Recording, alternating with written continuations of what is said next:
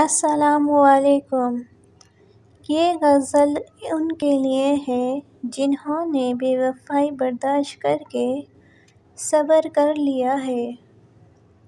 یہ تم نے اچھا نہیں کیا میرا ساتھ چھوڑ کے، کیا بگاڑا تھا کیا مزہ آیا تمہیں میرا دل توڑ کے۔ ارے ذرا ہمارے بارے میں ایک بار تو سوچا ہوتا، دیکھنے والوں کو آنے سے ایک بار تو روکا ہوتا۔ یہ مجبوری میں کیسا قدم اٹھا لیا تم نے، کیوں کسی اور کے ساتھ گھر بسا لیا تم نے۔